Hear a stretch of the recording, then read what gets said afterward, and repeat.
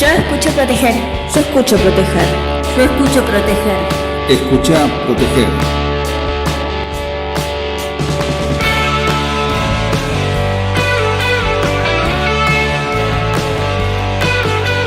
Yo escucho proteger. Yo escucho proteger. Yo escucho proteger. Escucha proteger.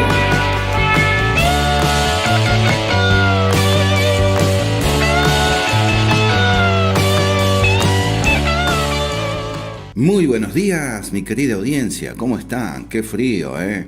Comienza otra emisión más de Proteger, 9ª temporada. Querida audiencia y seguidores, hacemos periodismo de seguridad que se difunde por radio y medios digitales. Somos un equipo de profesionales de la seguridad que trata de influenciar en tus decisiones y hábitos para que estés más seguro. ¿Quién les habla? Sergio Quiroga. ¿Cómo están? Mi productora musical, Luna Quiroga. Hola Luna, ¿todo bien? El operador. Hola Pancho, ¿cómo está? ¿Cómo viene la semana? ¿Todo bien? Sí. Bueno, no se ponga a bailar de nuevo con la chica de limpieza cuando ponemos música, ¿eh? Por favor, le pido, no vaya a romper nada. Como siempre, estimados, pueden escuchar Proteger los martes, jueves y sábados a las 10:30 horas, aquí en Radio IAS, la radio del Instituto Argentino de Seguridad, a través de la página www.ias.org.ar. Si no pudieron hacerlo, no se hagan ningún problema. Como siempre les digo, ingresen a mi canal de YouTube, que es @proteger_QISEG, porque todos los programas son subidos a esa plataforma. Pero también lo puede hacer a través de Facebook, Instagram, iVoox, Spotify y demás. El teléfono de la producción, por si quieren enviar un WhatsApp, es el 115-423-8476. También lo puede hacer a través de mi página, que es www.kiseg.com.ar, o el mail consultora@kiseg.com.ar. Bueno, el entrevistado de la semana se trata de Daniel Andrés Birchner, referente del analista, el psicólogo cognitivo, magíster en conflictología internacional y director del Instituto Geopolítica del medio que le mencioné. Continuamos, como siempre, con la columna de Sonia Snall, de Luna Quiroga, con la columna de Inés y Alfredo, que son dos personajes creados con la inteligencia artificial, del licenciado en periodismo Fernando Lescano, de los licenciados en seguridad Abel Nuxio y Leandro Hidalgo, y del licenciado en seguridad ciudadana Adrián Ortigosa. Como siempre, invitamos a todos los profesionales de la seguridad que deseen participar en su programa, que quieran dar su lectura sobre ciertos temas específicos en seguridad. No hace falta que sean científicos ni nada por el estilo, y que tengan algún puesto de seguridad prestigioso, ¿no? En alguna multinacional.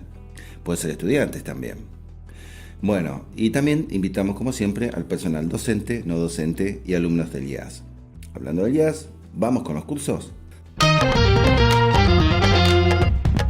Tenemos el tercer congreso del NOA, de Seguridad, Salud, Medio Ambiente, Recursos Humanos y Comunidad, el 11 de septiembre de 9 a 18 horas, en el aula magna de la Universidad Católica de Salta. Así que los invito a viajar a Salta. Tenemos la diplomatura en Seguridad Patrimonial Corporativa, dirigida a licenciados en Seguridad e Higiene, médicos del trabajo, licenciados en Seguridad Ciudadana, licenciados en Seguridad Pública, técnicos en Seguridad, personal de Fuerzas de Seguridad, personal de empresas de seguridad privada, responsables de seguridad organizacional, estudiantes y profesionales de carreras afines, y también toda persona interesada en el tema. La edad, quienes está hablando en este momento, yo, el licenciado en Seguridad Sergio Quiroga, ciclo 2026, que esta es la primera edición. Inició el jueves 20 de agosto, pero se va a dictar todos los jueves de 18:30 a 20:30 horas. Es decir, se perdieron una clase nada más. ¿Qué quiero decir? Que todavía se pueden inscribir. Curso de diplomatura en Prevención de Accidentes centrado en el factor humano. Este es desde el 3 de septiembre al 22 de octubre. Tenemos el curso virtual sobre oratoria, comunicación oral aplicada a la higiene y seguridad en el trabajo, sábados 22 y 29 de agosto y 5 de septiembre, de 9 a 11:30 horas. Como siempre, se pueden inscribir a través del WhatsApp 011-667-1064 o a través de información ias@ias.org.ar. 12º Congreso Internacional de Prevención de Riesgos, Responsabilidad Social y Salud. La inscripción desde el 2 de septiembre.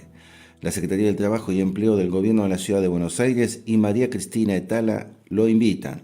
Esto se va a realizar en la Universidad Católica Argentina, edificio Santa María de los Buenos Aires, Auditorio San Agustín, en Alicia Moró de Justo, 1300, Puerto Madero. Entrada gratuita. Es el 1 y 2 de octubre. ¿Estamos? Hasta acá, bueno, los cursos, conferencias, congresos y demás. Pasemos al sector editorial, mi querido Pancho. Primero vamos con el auspicio. Gracias. El verdadero sabor de la parrilla te espera en El Estribo. Asado, vacío, achuras, las mejores carnes, variedad de platos y exquisitos postres, y una amplia carta de vinos. Ideal para compartir con amigos y familia. Parrilla El Estribo. Está ubicada en Ituzaingó, colectora del acceso oeste, lado sur y calle Soldado Argentino. La mejor parrilla del oeste. El Estribo. Una vez que lo conozcas, vas a querer volver. Gracias, Pancho. Bueno, la editorial de esta semana se titula El conflicto del Estrecho de Hormuz y su impacto en la economía global. Está relacionada con la entrevista que tuvimos con el querido Daniel. Y comienza así. Hoy, desde Proteger, queremos analizar un conflicto que, aunque ocurre a miles de kilómetros de nuestro país, puede tener consecuencias concretas sobre nuestra economía y nuestra vida cotidiana. Nos referimos al conflicto en el Estrecho de Hormuz, uno de los puntos más estratégicos más importantes del planeta. El Estrecho de Hormuz se encuentra entre Irán y Omán y conecta el Golfo Pérsico con el Océano Índico. Por allí circula una parte fundamental del petróleo y del gas que consume el mundo. Por eso, cuando aumenta la tensión militar en esa región, no solamente debemos preguntarnos qué puede suceder desde el punto de vista geopolítico, también debemos preguntarnos, ¿qué consecuencias puede tener para la economía mundial? La respuesta es sencilla, muchas. Si el conflicto provoca una reducción significativa del tránsito de buques petroleros, el mercado internacional inmediatamente comienza a anticipar una posible escasez de petróleo. Y cuando existe temor a que disminuya la oferta, el precio aumenta. Pero el problema no termina allí. El petróleo es una pieza fundamental de la economía. Se utiliza para producir combustibles y está relacionado directamente con el transporte terrestre, marítimo y aéreo. Por lo tanto, un petróleo más caro puede significar combustibles más caros. Y combustibles más caros significan mayores costos para transportar alimentos, medicamentos, materias primas y productos industriales. Es decir, un conflicto en Medio Oriente puede terminar repercutiendo en los precios que pagamos. Además, por el Estrecho de Hormuz también circula una importante cantidad de gas natural licuado. Países como China, India, Japón y Corea del Sur dependen especialmente de estos suministros. Una interrupción prolongada podría generar una mayor competencia por la energía disponible, elevar los precios internacionales y aumentar las dificultades para las industrias que dependen de ella. Y aquí aparece otra palabra que todos conocemos: inflación. Cuando aumenta la energía, aumentan los costos de producción y transporte. Las empresas deben afrontar mayores gastos y, en muchos casos, esos costos terminan trasladándose al precio final de los productos. Argentina tampoco está completamente al margen de esa situación. Nuestro país cuenta con recursos energéticos estratégicos, especialmente a partir del desarrollo de Vaca Muerta, y esto puede representar una oportunidad frente a un escenario internacional de mayores precios en los hidrocarburos. Pero al mismo tiempo, una crisis energética mundial puede aumentar los costos de transporte, afectar las importaciones y generar presiones sobre los precios internos. Por eso, lo que ocurre en Hormuz no es solamente un problema de Medio Oriente. Es un problema de seguridad energética, seguridad económica y seguridad internacional. Y esta situación nos deja una enseñanza importante. En un mundo globalizado, las distancias geográficas ya no significan aislamiento. Un conflicto que comienza en un estrecho marítimo puede afectar el petróleo puede afectar los combustibles pueden afectar el transporte puede afectar a los precios, y finalmente todo ese proceso puede llegar al bolsillo de millones de personas. Desde Proteger, entendemos que la seguridad también significa anticiparnos a los acontecimientos, comprender los riesgos y analizar cómo pueden impactar en nuestra sociedad. Porque proteger no significa solamente reaccionar cuando ocurre un problema. Proteger también significa comprender el mundo que nos rodea, identificar los riesgos y estar preparados para sus consecuencias. Bueno, hasta aquí, mi querido Pancho, la editorial. Vamos a escuchar un lindo tema musical, así vamos preparando el segundo bloque. Cuando usted quiera. Yo escucho proteger. Yo escucho proteger. Yo escucho proteger. Escucha, proteger. Gracias, Pancho. Bueno, iniciamos con las damas. Primero con la señorita Sonia Snall, que es docente e investigadora independiente en seguridad vial. Reside en Caleufu, provincia de La Pampa, y esta semana nos trae el siguiente abordaje. ¿Qué son las limitaciones de la congestión vehicular? Ahí pegadito a ella vienen las recomendaciones proteger, en la voz de Luna Quiroga, quien continúa con su ciclo sobre recomendaciones para instalar videovigilancia en tu hogar. Cuando quiera, Pancho. Hola, audiencia de Proteger, Sergio. Les comento que hoy haré mención a qué son las limitaciones de la congestión vehicular, causas y soluciones. Restricciones de congestión vehicular se refiere a diversos factores que contribuyen a su aparición y persistencia en zonas urbanas. Estas pueden ser físicas, conductuales o estar relacionadas con las políticas y la planificación. Comprender las limitaciones de la congestión vehicular es importante, ya que nos ayuda a identificar la causa raíz y planificar soluciones específicas en consecuencia. Los responsables políticos y los planificadores de transporte parecen implementar medidas para reducir la congestión, aumentar la movilidad y crear sistemas de transporte más sostenibles y eficientes al reconocer estas. ¿Cuáles son las causas de la congestión del tránsito? El aumento de la población y la rápida urbanización agravan directamente la congestión vehicular. El número de vehículos en circulación supera la capacidad vial actual a medida que más personas se mudan a zonas urbanas. La congestión se ve agravada también por una infraestructura vial inadecuada. Por ejemplo, embotellamientos se deben a que las rutas no se construyen ni mantienen adecuadamente para el creciente número de vehículos. Las vías inadecuadas, las convergencias incorrectas y la falta de una gestión adecuada del flujo vehicular ocasionan un agravante al problema. Los sistemas ineficaces de gestión de rutas pueden provocar congestiones de tráfico, la planificación deficiente de semáforos, ausencia de señales de tránsito, y la escasa también utilización de la tecnología y los sistemas de transportes inteligentes resultan en flujos de tránsito deficientes y mayormente congestiones. La congestión vehicular se debe principalmente a factores externos como el mal tiempo y los siniestros. Pueden provocar también cierres de carriles, interrupciones de tránsito, lo que a su vez causa embotellamientos, y las inclemencias del tiempo reducen la capacidad vial y la visibilidad. Por lo tanto, el desarrollo de soluciones eficientes requiere comprender estas causas de la congestión del tránsito. Ahora bien, ¿cuáles son los efectos de esta congestión de tránsito? Primero, el impacto económico. Los costos son significativos cuando hay congestión vehicular. Consecuencias ambientales, ya que se incrementa la emisión de sustancias que agotan la capa de ozono y la contaminación atmosféricas. Efectos en la salud y el bienestar, ya que las personas se ven afectadas por la congestión vehicular. La exposición prolongada a emisiones de vehículos, a la mala calidad del aire, puede provocar también problemas respiratorios, alergias y otros.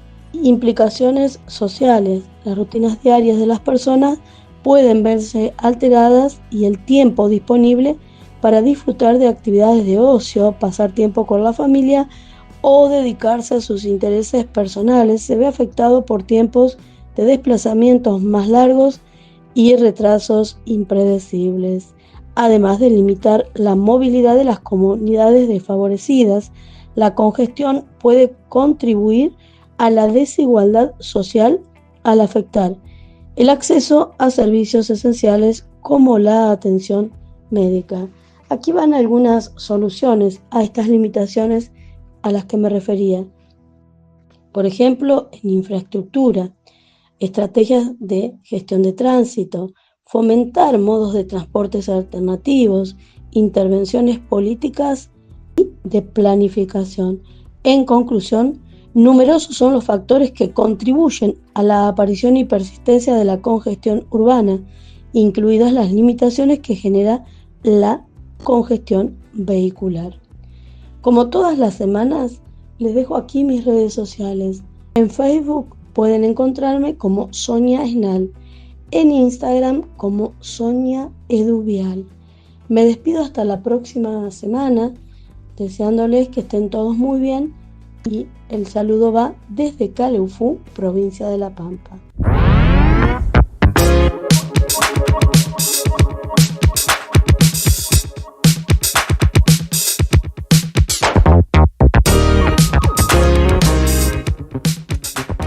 Recomendaciones para instalar videovigilancia en tu hogar. Cámaras interiores y configuración inteligente. Cuando hablamos de cámaras dentro del hogar, debemos tener todavía más criterio, porque estos dispositivos están directamente relacionados con nuestra vida cotidiana.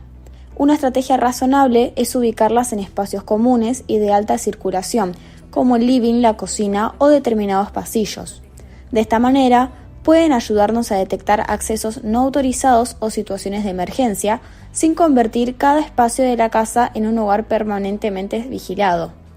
Si el sistema cuenta con modo privacidad, podemos utilizarlo para determinar cuándo queremos que la cámara esté activa y cuándo preferimos desactivarla.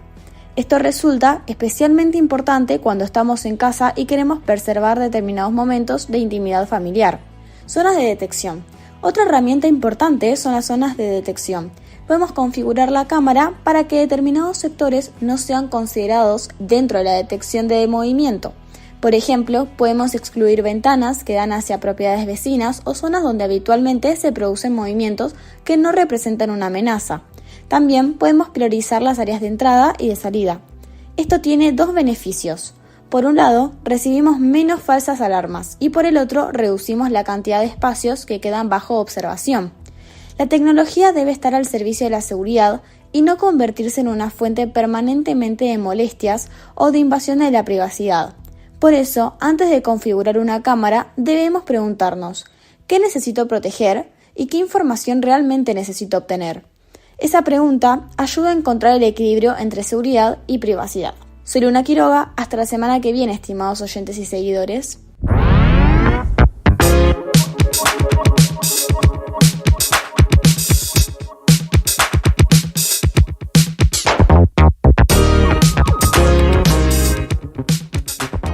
Gracias Sonia y gracias Luna. Bueno, ahora sí, la entrevista de la semana es la que hicimos con Daniel Andrés Birchner. Es psicólogo cognitivo, magíster en conflictología internacional y director del Instituto de Geopolítica del Medio Digital El Analista. Con él hablamos sobre los recientes conflictos en Medio Oriente, entre Estados Unidos e Irán, cómo se desenvuelve la política en Irán, su situación social y militar, la situación geopolítica entre los países árabes, sobre el estrecho Hormuz, los intereses que se sostienen, qué efectos económicos producen en el resto del planeta por la no solución de la problemática, y otros temas más. Vamos con el auspicio, mi querido Pancho, y ya iniciamos la entrevista. La entrevista está auspiciada por Segulupa.com.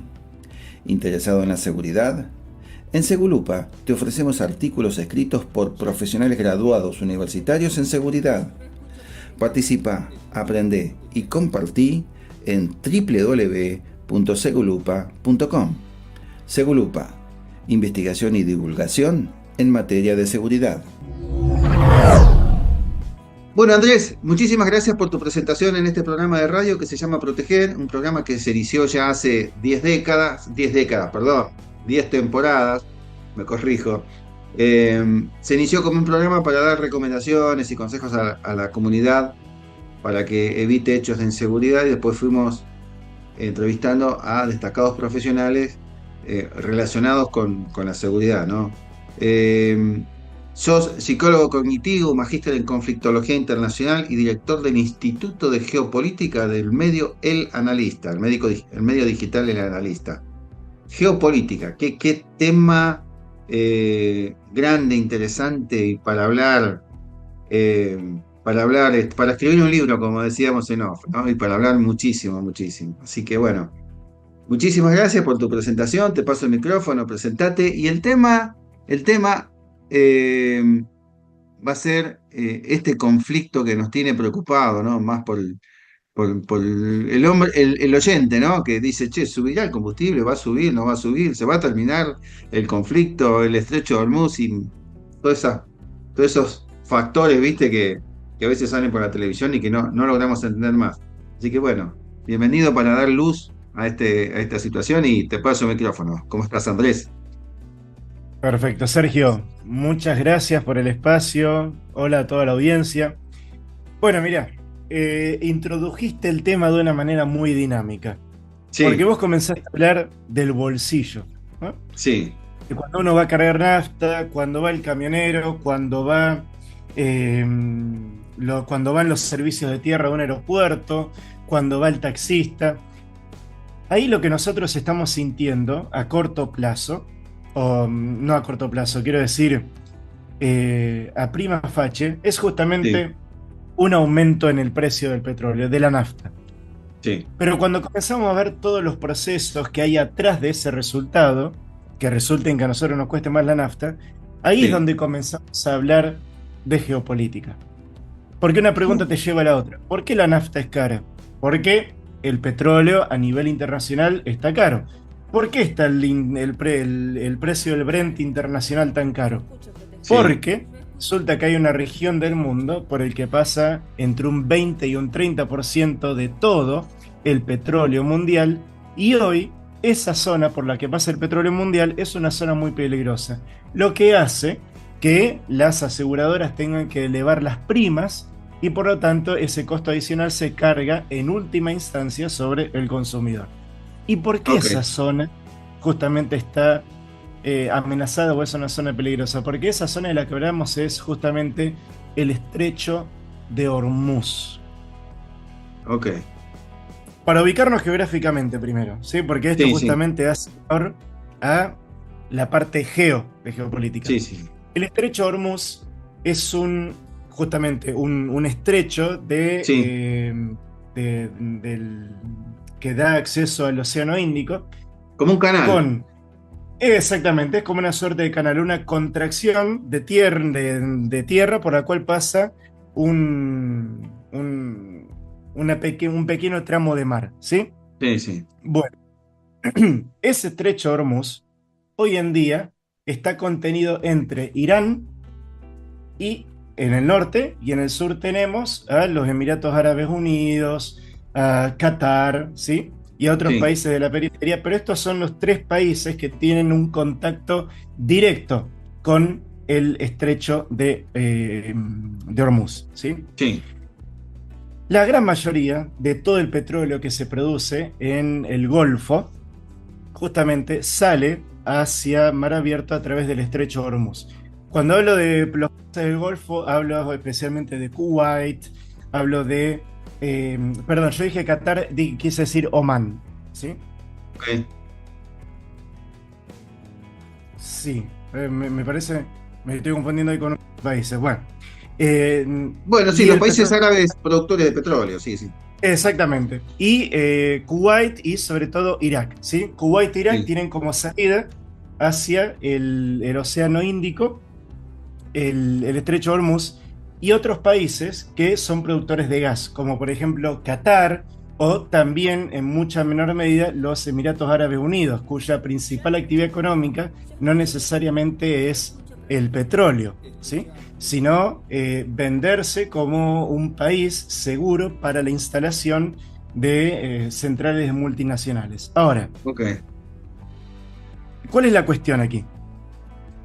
La cuestión es que durante mucho tiempo Irán consideró que el estrecho de Hormuz era su principal carta a jugar si en algún momento se veía amenazado, ¿sí?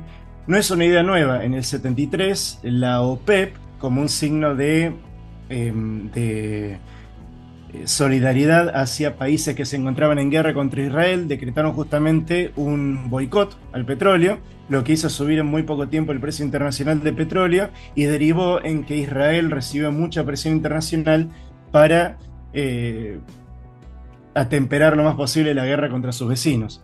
Entonces, Sí. hoy en día, Irán justamente está haciendo uso de su control fáctico del estrecho Hormuz para inclinar la presión de las empresas que trabajan con petróleo en contra de Estados Unidos y así lograr el alivio de la presión militar de Washington sobre Teherán. ¿Mm? Claro, como se dice, quiere llevar agua para su propio molino. Exactamente, digámoslo que es una herramienta de presión geopolítica, literalmente geopolítica, porque estamos hablando de que Irán puede ejercer esa presión debido a una cuestión geográfica. Claro. El estrecho estaba ahí incluso antes de que aparecieran los persas, ¿sí? Entonces, es una cuestión geográfica que le permite a Irán controlar un cuello de botella por el cual puede decir que no está ejerciendo control sobre un recurso reemplazable o un recurso que puede ser proporcionado por otros países. Aquí hablamos de que está bien, Irán no es el único productor de petróleo, ni mucho menos, está bien, pero sí controla un estrecho a través del cual, si ralentiza o disminuye la cantidad de petróleo que pasa por ese estrecho, eso tiene dos tipos de impactos. Por un lado, aumenta, como decimos, la prima de las aseguradoras, ¿sí? Y eleva, por estabilidad, eleva el precio internacional del petróleo. Sí. Entonces tenemos dos alfileres o dos puntos en contra de un alivio del precio internacional del petróleo. Y también nos podemos dar cuenta cómo el precio de ciertas materias primas críticas son una fiel representación de la seguridad geopolítica que la rodea. Claro. Ahora, estoy haciendo una conclusión mía, un pensamiento mío, ¿no? A ver qué lectura haces con lo que yo pienso. Si bien el gran poderío militar que tiene Estados Unidos, a veces me parece que no es suficiente, porque yo creo que los iraníes están en su propio terreno, y así estén disminuidos potencialmente en lo militar, yo creo que ellos siempre van un pasito adelante. ¿Qué opinás sobre el tema? Conocen el terreno, obviamente, como buenos Perdón, no te persas, entendí la ¿no? pregunta. ¿Los iraníes o Estados Unidos? No entendí la pregunta en ese punto. Estados Unidos debe ser la potencia militar más grande del planeta. Bueno, vemos con quién lo comparamos, ¿no? Con China, con Rusia. Ahora, si bien están muy disminuidos militarmente los iraníes, como dicen, siempre van con un paso más adelante porque conocen el terreno, ¿no? Conocen todo. Y a ver, ahí hay un par de cuestiones interesantes para analizar. Primero, Sí. las ventajas que tiene el ejército iraní en lo que es la posición de defensa y cuáles serían las desventajas que tienen los estadounidenses en posición ofensiva. Vamos primero con la parte persa. ¿Mm? Dale. El ejército, las fuerzas armadas de este país de Irán están divididas en dos bloques políticos, ¿sí? Por un lado tenemos al ejército regular, que tiene su armada y su fuerza aérea, lo mismo en cada país que hay, Sí. pero también tenemos a la Guardia Revolucionaria. La Guardia Revolucionaria no es solamente un grupo de policías morales que se encargan de la observación de las reglas de comportamiento islámicas entre la población, sino que realmente conforman un grupo armado y muy bien armado y también político. Muchas de las empresas más fructíferas de Irán están apropiadas por la Guardia Revolucionaria. ¿Qué les permite esto? ¿Por qué es importante este elemento?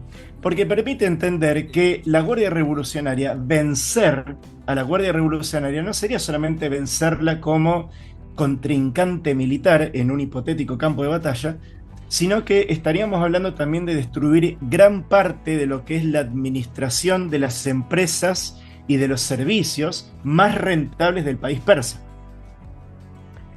Y en cuanto a mando, la Guardia Revolucionaria también tiene su ejército, su armada y su fuerza aérea. Ojo, o sea, con esto. Son como dos gobiernos en un mismo país. Son dos ejércitos en un mismo país. Dos ejércitos. Porque para entender también eso, recordemos que en Irán nosotros tenemos una democracia que está a su vez controlada por una teocracia. El presidente es elegido democráticamente siempre y cuando, luego de ser elegido, sea aprobado por el líder supremo, que en este caso viene a ser un clérigo. ¿Sí? El líder supremo es un ayatolá. Claro. Entonces, este ayatolá, que es elegido por un consejo de sabios, es el que tiene la palabra final. Y la Guardia Revolucionaria le debe obediencia directa al ayatolá, no al presidente. O sea que tenemos, claro, por eso es tan difícil el entendimiento de Estados Unidos con Irán. Claro, pero sí. Ahí vamos a esa parte. Bueno. Entonces, desde la posición defensiva tenemos un ejército iraní que está, podríamos decir, relativamente bien equipado. ¿Por qué? Porque el ejército iraní, en términos, por ejemplo, de fuerza aérea, no se actualiza desde cerca de la década finales de los 70. ¿Por qué? Porque hasta que subió el ayatolá Ruhollah Khomeini en 1979, gran parte de los efectivos, de los equipos, de los armamentos que tenía Irán provenían de dos proveedores principales, Estados Unidos y Francia. En el 79, cuando sube el ayatolá Ruhollah Khomeini y las relaciones con Estados Unidos, recordemos la crisis de los rehenes, el escape, la operación Argo y toda esta historia, esos aviones que le había dado Estados Unidos durante la época de Mohammad Reza Pahlavi, que era el Shah, que estaba antes del ascenso de Khomeini, esos aparatos jamás volvieron a recibir repuestos. Claro. Nunca recibieron repuestos y por eso hoy en día la Fuerza Aérea iraní cuenta con aparatos F-4 y F-14 que son de la época de Vietnam, que después del 79 jamás volvieron a recibir refuerzos. Se fueron canibalizando entre sí, es decir, se fueron utilizando las partes de otros aviones para alimentar otros aviones hasta que ya no hubo ninguno funcional. Y entonces fueron muy pocos los aviones que entraron después del 79, principalmente por parte de Rusia. Muy pocos. Entonces, ¿tiene efectivos? Los tiene. ¿Tiene tanques? Sí. Tiene un muy buen ejército de tierra. Muy buen ejército de tierra. Pero cuando nos vamos a la Armada y a la Fuerza Aérea, es flojo. Y ya vamos a ver por qué el tema del ejército de tierra. Y todo lo mejorcito que pudo haber llegado a entrar, fue directamente a la Guardia Revolucionaria, no al ejército que podríamos decir del Estado. ¿Sí? Entonces, Irán tiene muchas posibilidades de defenderse tierra adentro. Y acá nos vamos a el otro campo. Y además, tiene una cúpula militar muy bien comunicada. Es decir, que tiene muchas posibilidades, a pesar de que se destruyeron varios centros de mando y de comunicaciones, de coordinar defensas. Porque vos podés tener todas las Fuerzas Armadas del mundo, pero si no tenés la posibilidad de coordinar todas las Fuerzas Armadas en una sola intención militar, se te desarman, cada uno hace lo que quiere, no se coordinan y no son efectivas. Ahora vamos a Estados Unidos. Sí. Se está hablando mucho de que Estados Unidos podría estar considerando una invasión terrestre. Sí. Una invasión terrestre en este país sería extremadamente improbable. Y lo voy a decir por qué. Y voy a decir de dónde sí podría ser probable. Irán tiene básicamente, es decir, el país tiene dos ambientes principales: montañas y desiertos. Sí. Montañas y desiertos. Las montañas son el peor escenario posible para un ejército de tierra. Son excelentes para la defensa, excelentes para la defensa. Te permite esconderte mejor, tomar con anticipación posiciones elevadas, Sí, sí. Vos conocés muy bien las montañas de tu país, podés interactuar con las poblaciones locales para que te mencionen atajos. Ahora Claro. bien, por montañas podés mover tropas, soldados. Olvídate de mover tanques, olvídate de Exacto. mover artillería autopropulsada. Sí, sí, sí. Es muy complejo. Productos armamentísticos pesados, claro. Exacto, y eso te quita muchísima ventaja táctica. Muchísima ventaja táctica. Y Entonces, sorpresa, y la sorpresa te quita, porque ya por sabes. supuesto, por supuesto. Ven, Exactamente. Toda esa región montañosa es la región del Juzestán. ¿Sí? Que la región del Juzestán, por otro lado, es una región mayoritariamente poblada por árabes, no persas. Árabes y persas son completamente distintos, sino que aquí hay una gran población árabe, ¿sí? sí, Y es donde se concentran muchos de los yacimientos petrolíferos. Es una zona muy rica petrolíficamente hablando, ¿sí? Entonces, un ataque por esa zona sería extremadamente peligroso en términos tácticos y en términos económicos. ok. Por eso es bastante improbable un desembarco ahí. Las grandes ciudades persas se ubican justamente en los valles, por lo tanto, controlar las ciudades sería una cosa, llegar hasta las ciudades es muy, muy distinto. Es como una suerte de fortaleza natural la que rodea Claro, a este claro. país. Por eso continúa con los ataques aéreos, con los drones, con la visión Exacto, exacto. satelital, porque le produce menos bajas, menos Claro, hay conflicto con la ciudadanía estadounidense. totalmente, porque un alto número de bajas en un país como Estados Unidos tiene un peso político muy importante. Sí, sí. Ahora, hablemos de lo posible. ¿Hay posibilidad de invadir Irán por tierra? Sí, pero indirectamente, a través de dos frentes distintos. El frente noroeste y el frente sudeste.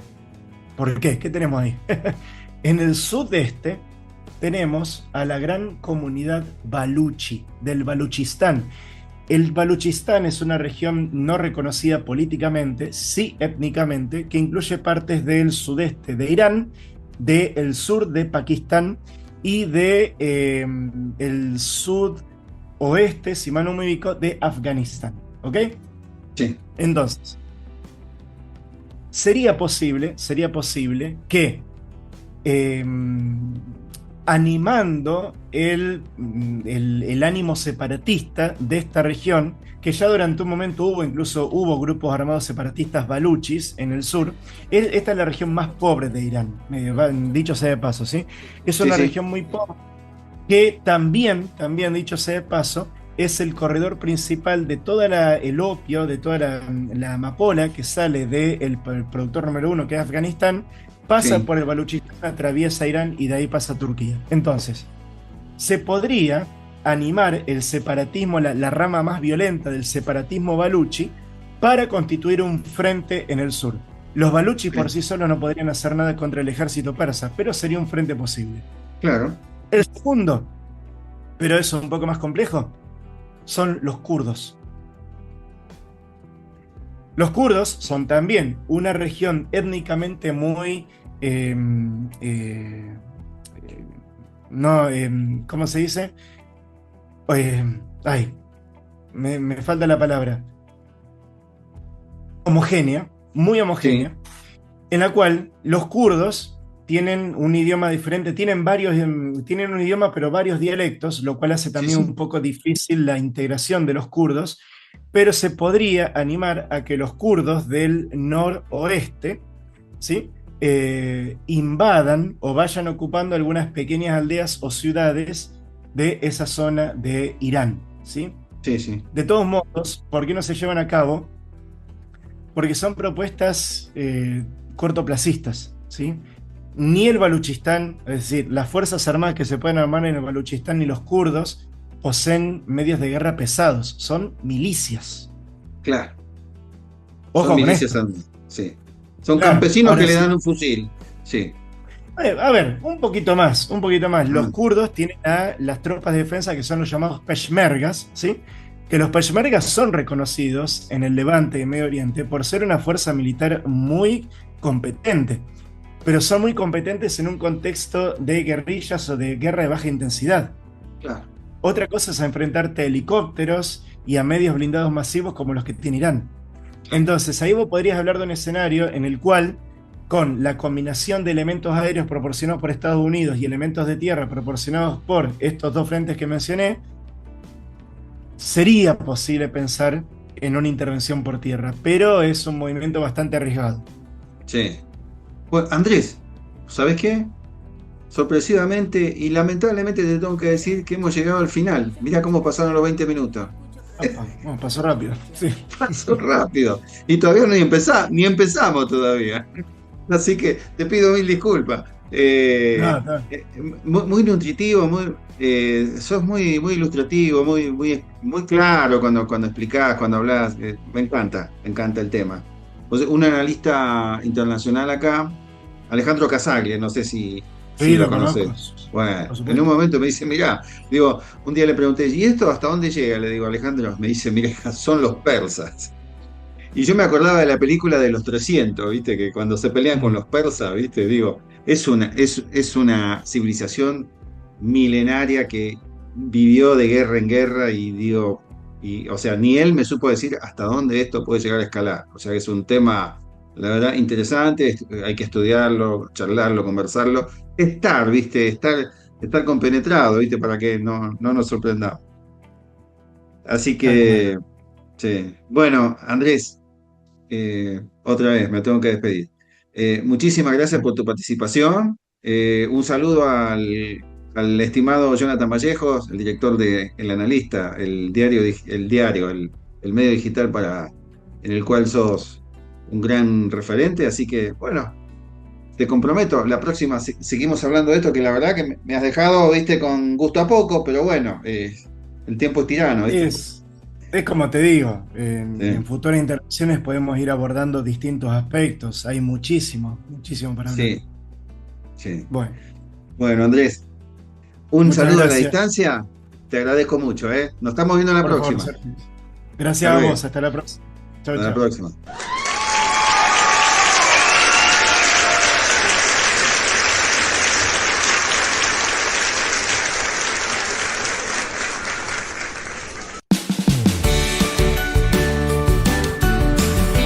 Escucho proteger. Yo escucho proteger. Yo escucho proteger. Escucha proteger.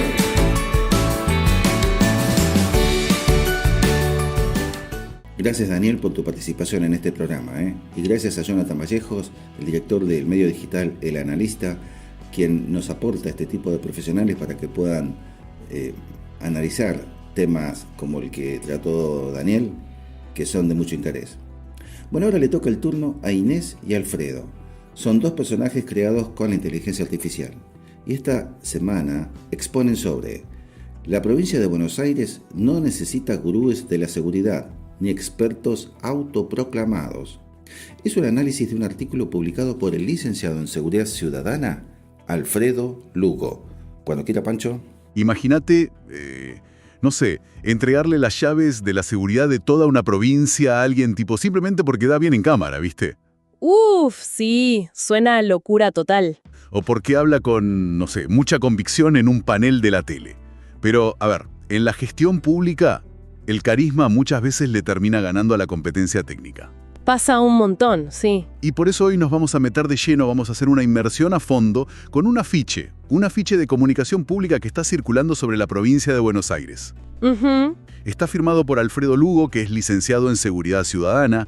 Y, a ver, aclaro la regla de oro nuestra, desde el segundo cero. Obvio, siempre. Nosotros acá no tomamos ningún partido político, ¿ok? Nuestro laburo hoy es puramente desarmar, o sea, entender los argumentos y las ideas que plantea el documento original, nada más. Y está buenísimo porque el texto va directo al choque contra esta cultura de la imagen que decías recién. O sea, la primera frase ya te establece el conflicto central. ¿Qué dice? Dice: la provincia de Buenos Aires no necesita gurúes de la seguridad ni expertos autoproclamados. Ah, fuerte. Sí. Lo que el autor está diagnosticando, digamos, es una crisis donde el relato mediático reemplazó a la capacidad de gestión real, al conocimiento y al trabajo serio. Es que, es como cuando te tenés que operar. O sea, no querés al cirujano que habla lindo en la tele. Querés al que tiene el diploma posta y, no sé, 1000 horas de quirófano. Tal cual. Y ahí la fuente usó un concepto que me parece brillante. Rechaza explícitamente los currículums imposibles de auditar. Ah, qué buena frase. Y pasa muchísimo, o sea, no solo en el Estado, también en el sector privado, ¿viste? Sí, obvio. Alguien se siente en un estudio y te dice, no, yo asesoré a fuerzas internacionales en tácticas urbanas. Y cuando vas a buscar los papeles, resulta que, no sé, dio una charla por Zoom de media hora. Exactamente. Y el texto exige pasar de ese relato a la formación acreditada. O sea, experiencia comprobable en serio. ¿Y por qué hace tanto contraste con las apariciones mediáticas, específicamente en seguridad? Porque, a ver, en materia de seguridad, una política pública mal diseñada cuesta vidas. O sea, el autor argumenta que cuando permites que los gurús operen sin validación, todo el sistema se vuelve frágil. Claro. No es simplemente un problema de recursos humanos, es un rechazo estructural a gestionar desde el marketing, digamos. O sea, diagnosticar el problema en televisión es fácil, pero operar la maquinaria del Estado es otra historia. Totalmente. Porque tener un diploma colgado en la pared tampoco te garantiza que sepas frenar una ola de delitos en la calle. Es verdad, sí. Es como la ingeniería, ¿viste?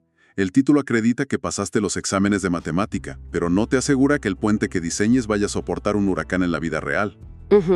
O sea, todo bien con pedir capacidad demostrada, pero en la práctica, ¿cómo se construye esa confianza, según el documento? Bueno, ese es justamente el núcleo de la segunda parte de la propuesta. El afiche plantea que a los equipos técnicos hay que exigirles el mismo estándar de responsabilidad que a los gobernantes. A la par. Exacto. Y responde a esto que decís de los diplomas con una frase lapidaria. Dice, la confianza no debe surgir de lo que alguien dice haber sido, sino de lo que puede demostrar que hizo. Ah, de lo que puede demostrar que hizo. O sea, un modelo hiperempírico. Tal cual. Descartás las narrativas y evalúas únicamente la evidencia, resultados verificables. Claro, pero llevar eso a la práctica en gestión pública debe ser un dolor de cabeza, ¿no? Porque ¿cómo mides de forma transparente, o sea, lo que alguien demostró que hizo en algo tan complejo como la prevención del delito? Es complejo, sí. A ver, el documento no te detalla una fórmula matemática exacta, pero impone una filosofía de gestión basada puramente en esos resultados verificables. O sea, te obliga a cambiar las métricas. Exacto. En lugar de evaluar a un funcionario por, no sé, la cantidad de patrulleros que compró... ¿O las notas que dio? Claro, se lo pasa a medir por el impacto real. Tipo la reducción medible de tasas de criminalidad en zonas específicas o auditorías de los operativos, cosas así. Entiendo. Y todo esto decanta en el eslogan final, ¿no? El que acompaña al mapa bonaerense en el póster, que es menos relatos, más profesionales, mejor seguridad. Ese mismo. Y la verdad, la lógica de limpiar el sistema de improvisados tiene todo el sentido del mundo en nuestro día a día. Uno siempre elige en quién confiar basándose en si esa persona ya demostró que sabe hacer las cosas. Sí, obvio. Pero acá hay un punto, una paradoja enorme en este tipo de modelos. A ver.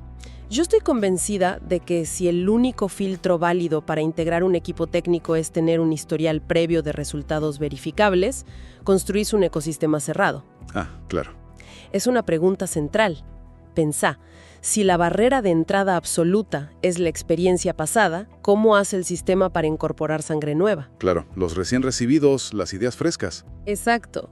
Profesionales que tienen, no sé, las herramientas teóricas más modernas, pero que todavía no tuvieron la oportunidad de demostrar lo que hicieron. Es la trampa circular de siempre. O sea, necesitas experiencia para entrar, pero necesitas entrar para tener resultados que mostrar. Tal cual. Y si bloqueas eso, te quedas sin innovación. Y en un mundo donde el delito evoluciona con la tecnología todos los días, bloquear la entrada de nuevas mentes por falta de historial, qué sé yo, podría terminar siendo tan peligroso como contratar al gurú de la tele. Exactamente. Tremendo. Bueno, ahí les dejamos ese dilema, esa pregunta para que la mastiquen y la sigan pensando. Nos encontramos en la próxima inmersión. Yo escucho proteger. Yo escucho proteger. Yo escucho proteger. Escucha proteger.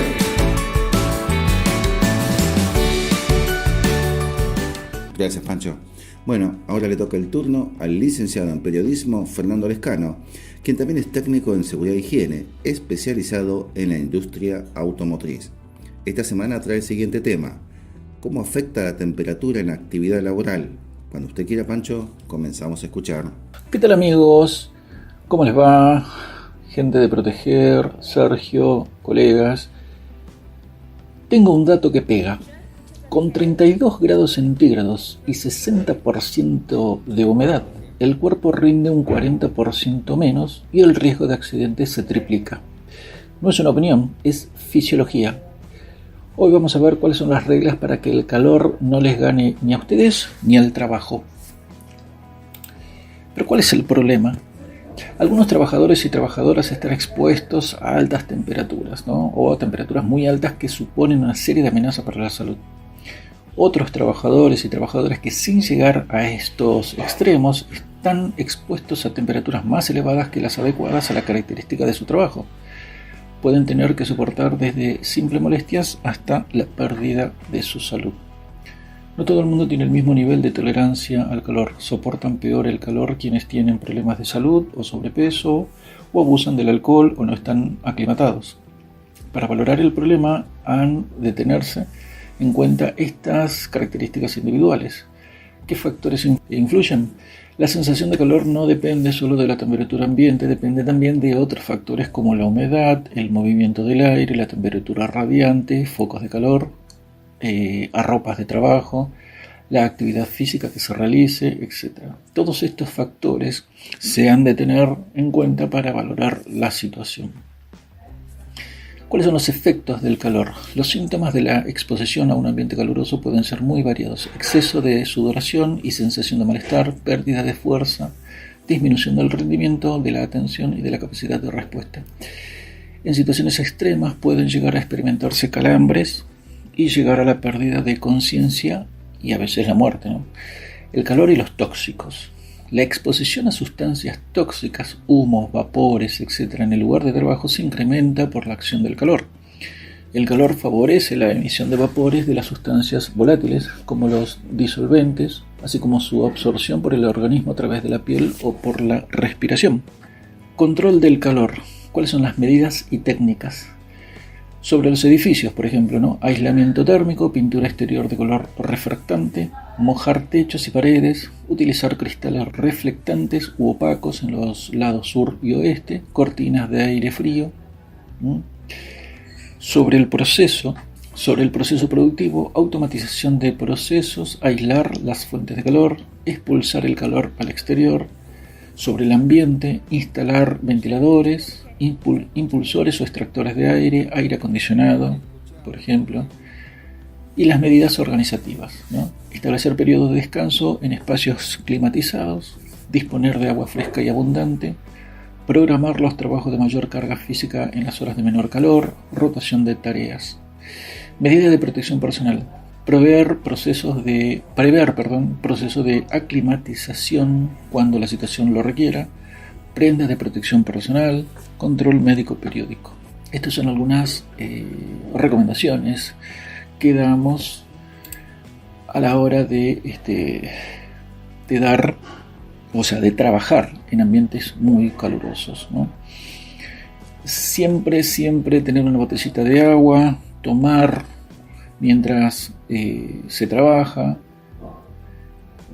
y controlar frecuentemente a través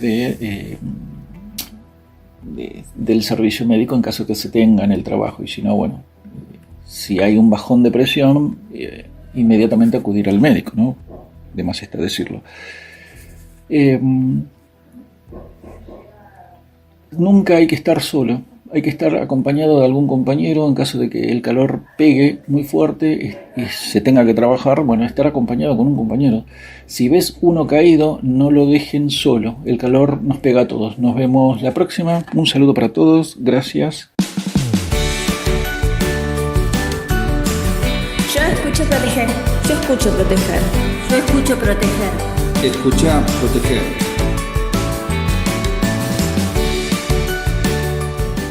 Gracias, Fernando, por tu participación. Bueno, ahora le toca el turno al licenciado en Seguridad Abel Nuxio, quien en la fecha va a tratar el siguiente tema: el incremento de casos de suicidio entre los integrantes de las fuerzas de seguridad y fuerzas armadas. Cuando usted quiera, Pancho, comenzamos a escucharlo. Buenos días, gente linda de Proteger. Buenos días, audiencia en general. Soy el licenciado en Seguridad Abel Nuccio y como todas las semanas les traigo desde mi experiencia y la profesión comentarios para hacer un poquito más segura la vida de cada uno de ustedes. Y cuando ya no se pudo ocultar más el tema, bajo la alfombra de la indiferencia, la señora Ministro de Seguridad de la Nación comentó en un reportaje el incremento de casos de suicidio entre los numerarios de las fuerzas de seguridad federales. La situación, que no es nueva ni tampoco aislada, es un tema preocupante si se suman los casos sucedidos entre las policías de la ciudad, policías bonaerenses, fuerzas armadas y policías provinciales. Ahí el número sería muchísimo más alarmante. Las consecuencias, sin distinción del color de uniforme, van desde la situación en que deben prestar servicio los efectivos, situación que no pasaría un control de higiene y seguridad laboral, hasta los bajos salarios, pasando por los problemas de salud que no pueden resolver por medio de sus respectivas obras sociales, pese a que las mismas les descuentan mensualmente para brindarles atención que no le brindan o mal lo hacen. Un policía no es un trabajador más. Es y debe ser considerado un profesional de la seguridad que basa la excelencia de su trabajo en la capacitación constante, la experiencia, los elementos asignados por el Estado para desarrollar su tarea, su cantidad de horas de servicio, su cantidad de horas de descanso, su respaldo médico, tanto en lo clínico como en lo psicológico, sueldos acordes al riesgo asumido que le permitan dignamente vivir de él sin tener que hacer adicionales o cualquier otra actividad para llegar a lo que se denomina la canasta básica. Por algo se dice que las enfermedades de policía son varices, problemas cardíacos, problemas gástricos, y no por comer pizza precisamente, hasta problemas psiquiátricos que derivan en una mala relación tanto con sus pares como con sus familias y relaciones personales. Conocer policías que deben organizar rifas para solventar los gastos que origina la operación de un hijo, postergada por falta de cobertura de la obra social, hasta lo que le computan la cantidad de pasos que deben caminar durante horas de servicios, donde tienen que controlar hasta los tachos de basura si están llenos, es alguno de los motivos que hacen que esa olla a presión, llamada cerebro, en algún momento, por falta de atención institucional, explote. El aumento de sueldo para las fuerzas de seguridad, recientemente anunciado y tan angustiosamente esperado, es bienvenido, pero solamente un muy pequeño porcentaje de lo que el policía necesita para poder calmar eso que se denominan sus demonios internos. Espero que el comentario les sirva y será hasta la semana que viene. Yo escucho proteger. Yo escucho proteger. Yo escucho proteger. Escucha proteger.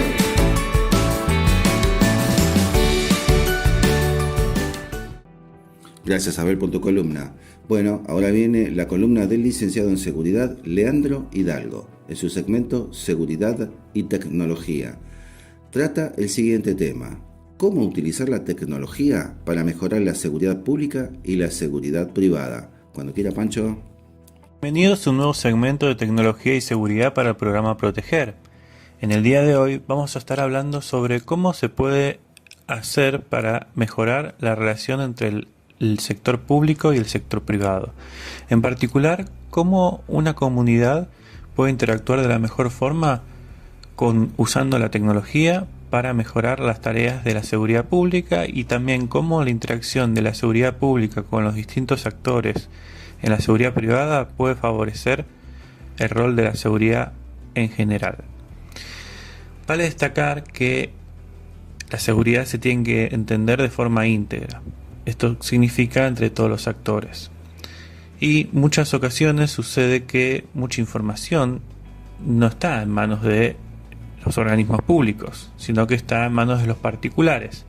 Veamos un caso concreto. Imaginemos que una persona va a un negocio comercial y sufre algún incidente de seguridad en el mismo. El negocio comercial tiene cámaras de videovigilancia, o algún local cercano también tiene cámaras de videovigilancia, y puede ser que el municipio o la localidad tenga en las cercanías. Entonces, cuando la persona va a hacer la denuncia, ya sea en la fiscalía, en un juzgado o en algún lugar policial, le toman los datos y empiezan a hacer las acciones para poder recolectar los elementos vinculados. Lo que tiene que recolectar por parte de lo que es el sector público lo puede hacer, digamos, de forma autónoma, requiriendo a las áreas en particular, pero lo que es el sector privado tienen que ir lugar por lugar para pedir esa información. Entonces la pregunta es cómo se puede hacer para que ese proceso sea lo más ágil posible. Bueno, hay distintas opciones, distintas alternativas. En particular, se están trabajando en distintos lados con lo que es mecanismos más ágiles, menos formalismo, esencialmente por las características, por ejemplo, de lo que es la videovigilancia. Esto significa que al trabajar con archivos de video, el tamaño es bastante extenso, entonces se va pisando lo más viejo y tiene un tiempo posible en el cual se pueda recuperar. Pero lo que sucede es que dentro de lo que son las solicitudes y todos los trámites que pueden llegar a pasar, este tiempo se puede exceder. En ese sentido, se suele trabajar con lo que es un canal informal o un canal rápido para pedir la preservación del material, y un canal formal en el cual se pide que se entregue el material con la autorización de la autoridad judicial competente. En consecuencia, sí, hay que interactuar para mejorar la seguridad, y para eso es importante tener lo más aceitado posibles estos mecanismos. Pero más allá de estos requerimientos particulares, ¿hay alguna forma en la cual se puede mejorar esta interacción? Sí, existen plataformas en las cuales plantean generar un solo vínculo con distintos actores. Entonces las autoridades judiciales, las policías, simplemente se registran en una sola plataforma y empiezan a generar las solicitudes. Esto reduce mucho la fricción entre en ir a cada lugar y que cada lugar entienda si eso es adecuado o no, que pase por áreas legales, etc.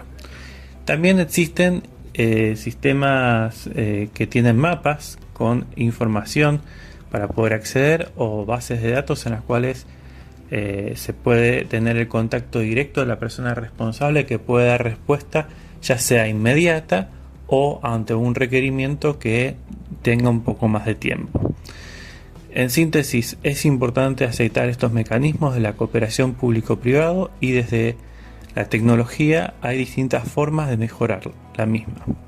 Esto fue el segmento Tecnología y Seguridad para el programa Proteger.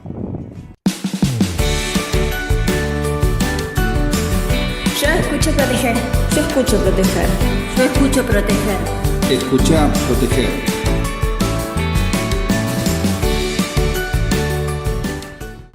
Gracias, Leandro, por tu columna.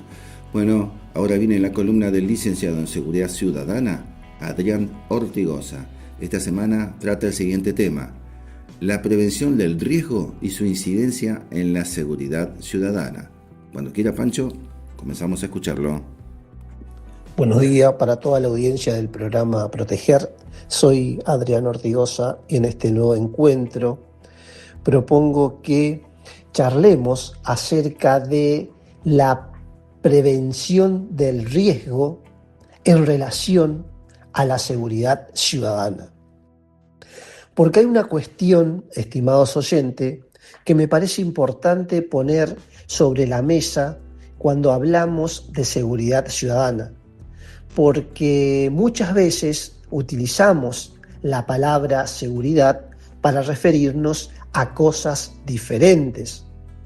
Actualmente, por ejemplo, el IUFA, el Instituto Universitario de Policía Federal Argentina, cuenta con la licenciatura en Gestión de la Seguridad y el Riesgo, una carrera que introduce con mucha fuerza una categoría que resulta fundamental: el riesgo. ¿Y qué diferencia hay entre hablar de seguridad ciudadana y hablar de gestión del riesgo? La seguridad ciudadana tiene como principal preocupación a las personas, la comunidad, el territorio y las condiciones que afectan la convivencia. Nos interesa el delito, pero también las violencias, los conflictos, la percepción de inseguridad, los espacios públicos, la prevención y la relación entre las instituciones y la sociedad. En cambio, cuando hablamos de gestión del riesgo, incorporamos otra pregunta. ¿Qué puede suceder? ¿Cuáles son las amenazas y las vulnerabilidades que tenemos y qué podemos hacer antes de que ese riesgo se transforme en un problema concreto? Y acá está para mí uno de los grandes aportes que podemos hacer al debate sobre seguridad ciudadana. Porque durante mucho tiempo hemos pensado la seguridad fundamentalmente desde el hecho consumado. Ocurrió un delito, intervenimos. Hubo una pelea, intervenimos. Hubo un robo, intervenimos. Hubo violencia, intervenimos. Pero una política moderna de seguridad debería preguntarse algo antes. ¿Por qué ese lugar, esa población o esa situación presenta determinadas condiciones de riesgo? Pensemos en algo muy sencillo. Una plaza. Desde una mirada tradicional podemos decir, en esa plaza hay robos. Entonces necesitamos presencia policial. Correcto. Pero podemos avanzar un poco más. ¿En qué horarios ocurren los hechos? ¿Hay iluminación suficiente? ¿Existen puntos ciegos? ¿Quiénes utilizan ese espacio? ¿Hay consumo problemático? ¿Hay conflictos entre grupos? ¿Existen antecedentes de violencia? ¿La comunidad denuncia? ¿Hay circulación de niños y adolescentes? ¿Existen escuelas o comercios alrededor? Ahí empezamos a construir un diagnóstico de riesgo. Y esto cambia la lógica de intervención, porque ya no esperamos solamente que aparezca el delito para actuar. Intentamos identificar las condiciones que pueden favorecerlo y actuar preventivamente. Ahora bien, tampoco debemos cometer el error de pensar que una matriz de riesgo puede reemplazar a la seguridad ciudadana. No debemos ser ingenuos, porque una matriz puede decirnos que determinado lugar tiene un nivel elevado de riesgo, pero necesitamos comprender qué significa ese riesgo para las personas que viven en ese lugar. Ahí, estimados oyentes, aparece la seguridad ciudadana. La seguridad ciudadana aporta la dimensión social, territorial, comunitaria y política. La gestión del riesgo aporta herramientas para identificar, evaluar, priorizar y administrar amenazas y vulnerabilidades. Por eso, yo diría que no estamos frente a dos conceptos enfrentados. Seguridad ciudadana y gestión del riesgo pueden trabajar juntas, deberían trabajar juntas. Y esto es especialmente importante para quienes diseñan políticas públicas, porque gobernar la seguridad no debería consistir únicamente en reaccionar frente al delito. También significa anticiparse a escenarios posibles. Y anticiparse no significa adivinar el futuro. Significa trabajar con información, evidencia. territorio, antecedentes, vulnerabilidades y capacidades institucionales para reducir la posibilidad de que determinados acontecimientos ocurran o si ocurren, disminuir sus consecuencias. Creo que esta frase resume bastante bien la diferencia que estamos remarcando en este análisis para que la audiencia y los oyentes puedan internalizar estos conceptos que hacen a la seguridad pública y ciudadana. La seguridad ciudadana nos permite comprender el problema desde la sociedad. La gestión del riesgo nos permite anticiparnos y administrar las condiciones que pueden producirlo. Por eso, considero muy interesante que desde una institución como el IUFA se incorpore la formación específica en gestión de la seguridad y el riesgo, porque el profesional de la seguridad en el siglo XXI no puede ser solamente alguien que responde cuando el problema aparece. Tiene que ser también un profesional capaz de diagnosticar, anticipar, planificar, gestionar y evaluar. Y acá aparece otro punto fundamental, el riesgo. No es solamente policial. Puede existir riesgo vial, ambiental, tecnológico, institucional, urbano, laboral, social y también criminal. Por eso la seguridad requiere cada vez más trabajo interdisciplinario. Hay lugar para todo, muchachos, muchachas.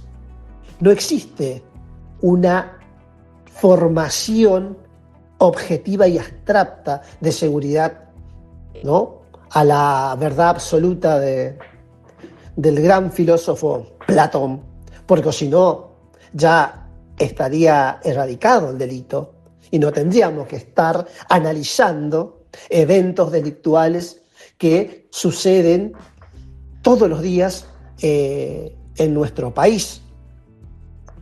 La policía tiene una formación fundamental y función fundamental, pero no puede resolver por sí sola todos los riesgos que atraviesa una comunidad.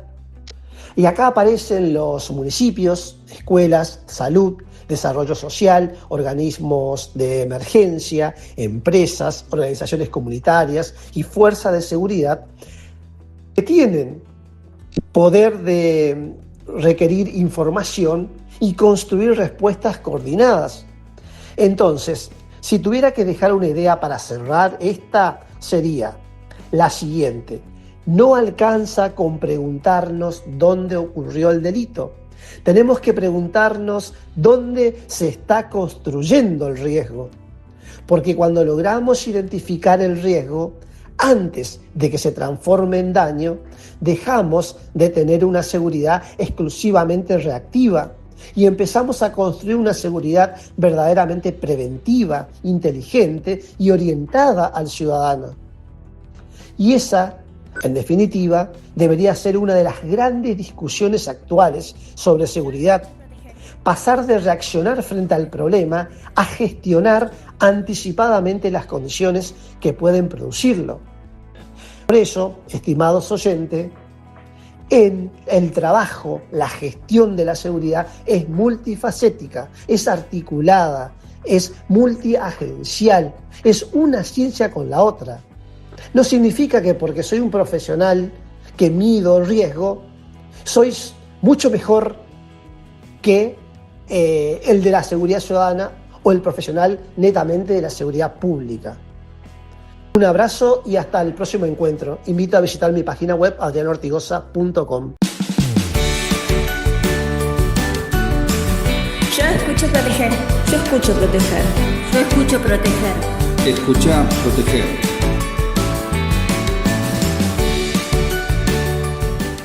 Bueno, mi querida audiencia, hemos llegado al final de otra emisión más de Proteger.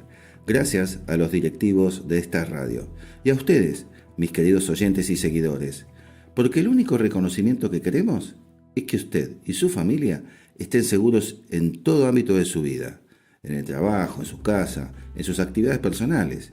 Y gracias a lo mejor que tenemos, que son los técnicos, columnistas, musicalizadores, editores, investigadores y la gente de Community Manager. Y siempre recuerde que si tiene problemas de seguridad, contrate a un profesional de la seguridad, porque ellos tienen la potestad de resolverlos. Quédese en Radio IAS con un poco más de música y ya viene análisis de riesgo. ¡Chau!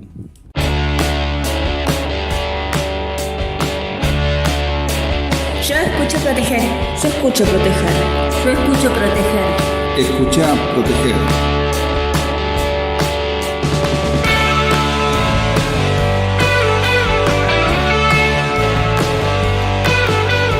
Yo escucho proteger. Yo escucho proteger. Yo escucho proteger. Escucha proteger.